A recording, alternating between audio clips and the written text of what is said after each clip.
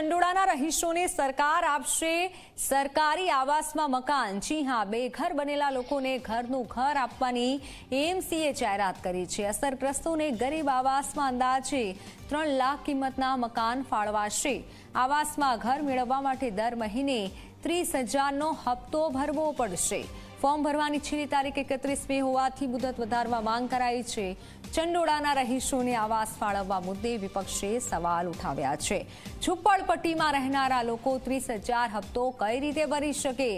ગરીબ લોકો પાસે આટલા પૈસા હોત તો ઝૂંપડપટ્ટીમાં શા માટે રહેતા હોત?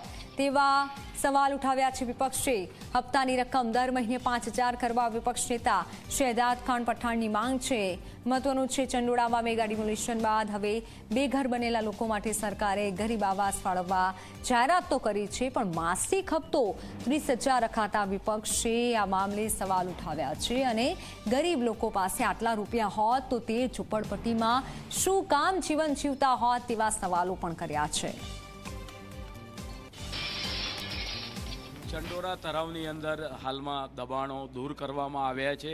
ત્યાં આગળ રહેતા 2010 પહેલાંના જે નગરજનો હોય તેને ઈડબ્લ્યુએફના ફોર્મ આપીને એ લોકોને લગભગ મહાનગરની અંદર 8500 કરતાં વધારે મકાન જે બની રહ્યા છે તેની અંદર વાત કરીએ કે પુરાવા આપશે 2010 પહેલાંના તે લોકોને એ આપવામાં આવશે। बिना किसी मकान प्रोवाइड किए ईडब्ल्यूएस स्कीम को 1 हफ्ते पहले ही लागू किया गया और अभी तक किसी को मकान नहीं मिले और डायरे की आके डिमोलिशन कर दिया। 45 डिग्री गर्मी में उन सभी भारतीय लोग जो कि देवी पूजक थे, हिंदू थे, मुस्लिम थे, सभी लोगों को रोड पर लाने का काम अहमदाबाद म्युनिसिपल कॉरपोरेशन ने किया है। और जो ईडब्ल्यूएस की स्कीम अहमदाबाद म्युनिसिपल कॉरपोरेशन लेकर आया है, जिसमें 30,000 रुपये मासिक हफ्ता ईएमआई के तौर पर देने की बात अहमदाबाद म्युनिसिपल कॉरपोरेशन ने की है। कांग्रेस पार्टी ने आज रजूआत की गई है कि ऐसे कई जो गरीब लोग हैं जो 30,000 की ईएमआई नहीं भर सकते, उनकी ईएमआई को कम किया जाए।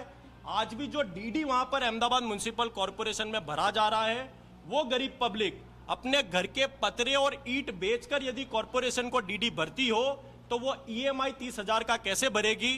और सबसे बड़ा सवाल तो ये है कि बिना किसी ब्लूप्रिंट के चंडोला लेक का डेवलपमेंट किस प्रकार से किया जाएगा वो बताए बिना ही सभी का डिमोलिशन घर को कर दिया गया है।